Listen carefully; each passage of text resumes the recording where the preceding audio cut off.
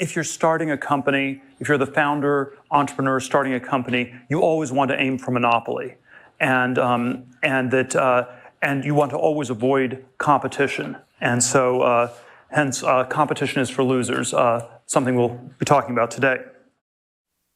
The Chinese company DeepSeek has shaken up the global debate about artificial intelligence.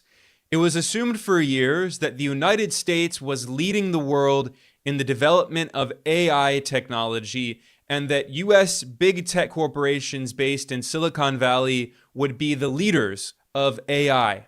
But seemingly out of nowhere, this small Chinese company, DeepSeek, published an AI large language model that is even better than the models created by the leading US AI company, OpenAI, which is half owned by Microsoft. And what was even more incredible is that the DeepSeek model requires a tiny fraction of the computing power and the energy used by US AI models, and DeepSeek developed its model for just around $6 million US, while US companies are spending hundreds of billions of dollars per year to develop AI technology.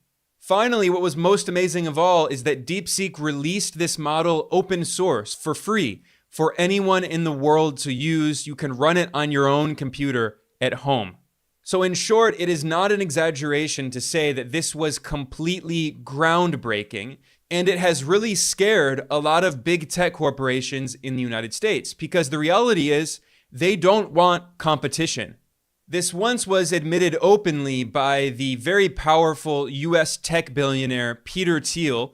He published an article in the Wall Street Journal back in 2014 titled "Competition is for Losers," and he said that tech corporations want to build a monopoly. He was proud of it. I have a single idée fixe that I'm completely obsessed with on the business side, which is that if you're starting a company, if you're the founder, entrepreneur starting a company, you always want to aim for monopoly, and you want to always avoid competition. And so, hence, competition is for losers. Something we'll be talking about today. And by the way, Peter Thiel is very closely linked to US President Donald Trump. He has been a funder of many right-wing Republican politicians, and the US Vice President J.D. Vance previously worked for Peter Thiel. We're voting for Trump because we judge the leadership of our country to have failed. So this is not some fringe billionaire. This is one of the most powerful people in Silicon Valley, admitting openly that they actually don't want competition. They want to have a monopoly, not only in the US, but around the world. And that's why they're very afraid of this increasing competition from China. And it's also why the US government is trying to restrict this Chinese technology and prevent any competition. Immediately after DeepSeek went viral and became the most popular app in the United States, the US government claimed that it's a so-called national security threat.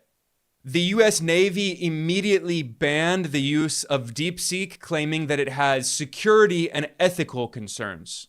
And now the US government is trying to expand its restrictions on China, starting under the first Trump administration and then continuing in the Biden administration. The US government put export restrictions, trying to prevent China from getting access to the most cutting-edge semiconductors, chips that it needs to train artificial intelligence models. And now the US government is threatening other countries, especially Singapore, and saying, if you sell any of these chips to China, we will impose heavy sanctions on you and tariffs on you and make you suffer. So Washington is getting increasingly desperate. And this is not just the Trump administration and the Republicans, it's also the Democrats. This is bipartisan. There is an obsession with trying to prevent China from technologically developing, or as the Biden administration's Commerce Secretary Gina Raimondo put it, the US goal is to slow down China's rate of innovation so these US corporations in Silicon Valley have no real competition. However, what the US government is learning very quickly is that every time it tries to ban one Chinese technology, another one becomes very popular. So the US government tried to ban TikTok and tried to force the Chinese parent company of TikTok, ByteDance, to sell it to a US big tech monopoly. And what happened? Many Americans moved over to another Chinese app called Xiaohongshu, or Little Red Book, or Red Note as it's often translated. This became extremely popular as well. This was before DeepSeek, this Chinese AI app, became the most popular app in the US, overtaking OpenAI's ChatGPT. And now in Washington, the discussion is how they can try to ban DeepSeek like they tried to ban TikTok. But the reality is that DeepSeek is just the beginning. There are already many different Chinese companies developing very competitive AI models. In fact, some US venture capitalists are terrified because they're warning that China is developing 10 different top-tier AI models from not only DeepSeek, but companies like Tencent, ByteDance, Alibaba, and many other companies you've probably never even heard of. So what is the US government going to try to do? Well, this was debated at a hearing of the Senate Foreign Relations Committee in Washington on the 30th of January in a hearing titled The Malign Influence of the People's Republic of China at Home and Abroad. And in this hearing, the US Senate discussed plans to steal Chinese engineers. That's the term they use, steal Chinese engineers. So steal talent from China. And they also discussed plans to block and cut off other Chinese apps and competitors like they tried to do to TikTok. As expert testimony in this hearing, the Senate invited several former US government officials who are now working in different US government think tanks in Washington. There's a revolving door between them. One of these so-called experts was Melanie Hart, who's an extreme China hawk. She previously worked for the US State Department and oversaw the State Department's semiconductor strategy, trying to block China from getting access to chips to prevent it from competing with US big tech monopolies. She's now the director of the China Hub at the Atlantic Council, which is a very hawkish think tank in Washington, funded by the US government. Let's steal their best engineers. China's national engineers developed the DeepSeek AI model that surprised the world this week. We'd be better off if the engineers behind that were working here in the US and US universities and US companies. Another expert who was invited to this Senate hearing is Peter Mattis. He's a CIA veteran and an extreme China hawk.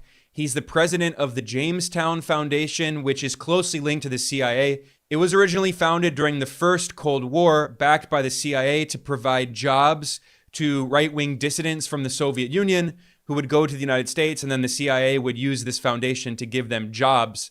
And this guy, Peter Mattis, who leads this very hawkish neoconservative foundation, he previously worked for the US House of Representatives Select Committee on China. And in this Senate hearing, a senator asked him what he thinks that the US government should do with these Chinese apps like DeepSeek and Red Note. And his response was that the US government should ban them and should prevent people from being able to download them in the App Store. What should we do about Red Note and DeepSeek and other platforms like that? I think for those kinds of platforms, you have to adopt the same approach that was applied to TikTok, that it either is sort of removed from the control or it is no longer available in the app stores.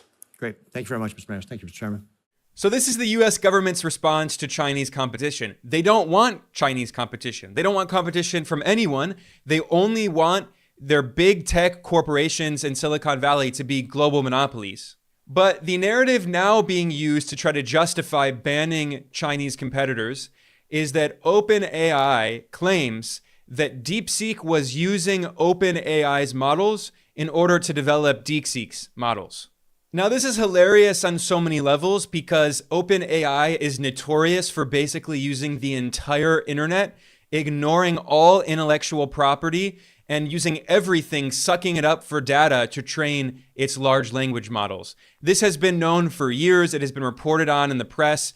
OpenAI has used all of our personal information, scrubbing social media platforms, scrubbing everything on the internet. So, this is just so hypocritical. But it's also hilarious because now on Twitter, there are tons of developers who work in AI who are saying that they have evidence that OpenAI has used their models, has used their source code, has used their programming, their work in order to develop its own models. So OpenAI is accusing DeepSeek of what it has done for years.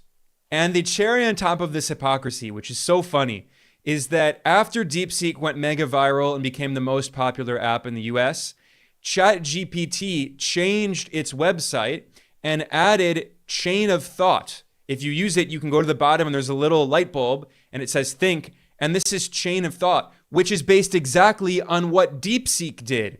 This is why developers on Twitter are joking that they have evidence that OpenAI is training on DeepSeek's user interface.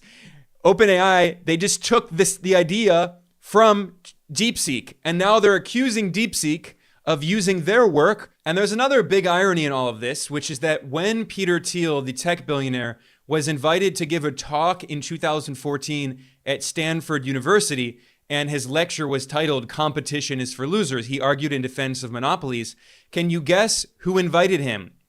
It was another Silicon Valley billionaire, Sam Altman, who is the CEO of OpenAI. Today's speaker is Peter Thiel. Peter was the founder of PayPal and Palantir and Founders Fund and has invested in most of the tech companies in Silicon Valley.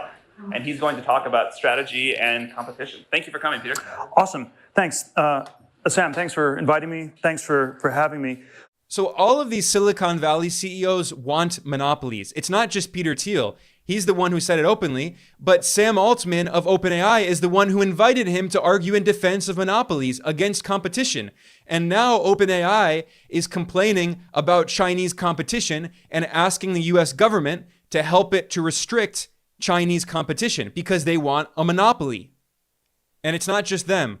Another American tech CEO, Dario Amodei, published an article in the Wall Street Journal in January asking Donald Trump to put further restrictions on Chinese competitors so the US can maintain an AI monopoly. And he published this article in the Wall Street Journal along with co-author Matt Pottinger, who's a neoconservative China hawk, who was previously the Deputy National Security Advisor to Donald Trump in his first administration. Now, who is Dario Amodei? He is the CEO of the US AI company Anthropic, and some of the main investors in Anthropic are Amazon and Google. They have a direct partnership. So this guy, Dario Amodei, is a key part of Silicon Valley, of the AI big tech community. And in his article in the Wall Street Journal, Amodei asked Donald Trump to put more restrictions on Chinese competitors because he insisted that, quote, the US must lead the world in artificial intelligence to preserve national security, end quote. Essentially, his argument was that the US empire has to dominate the entire world. We can't allow China to have this technology because then they could challenge US hegemony, US dominance. He said that if the US dominates AI with the help of Trump restricting Chinese tech, it would provide a historic advantage for the US. He said AI will become the most powerful and strategic technology in history. He continued noting how AI technology will help to, quote, extend American military preeminence, end quote. So arguing that the Pentagon could use artificial intelligence to threaten other countries like China to maintain its global empire. And he said, quote, if they fail, another nation, most likely China, could surpass us economically and militarily, end quote. So the entire framing is about maintaining US hegemony and weakening China. And what is his solution to try to do this? He calls for export controls, which ban shipments to China of high-end chips needed to train advanced AI models. He said these are a valuable tool in slowing down China's AI development. And he noted that this is bipartisan. These restrictions started under Trump and were expanded under Biden. And now he's saying that the Trump administration, the second Trump term, should go nuclear and just put full-on restrictions, as many restrictions as possible, on China to block off all competition to US Silicon Valley monopolies. Now, that article in the Wall Street Journal was published in early January.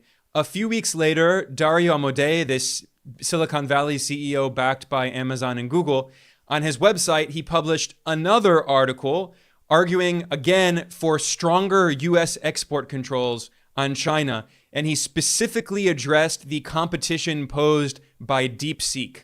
In this article, he was even more blatant about his goal. He said clearly that the goal is to maintain a unipolar world in which the US dominates the entire world through the use of AI technology. And he said, the question is whether China will be able to get millions of chips, which it will need in order to develop its own AI tech.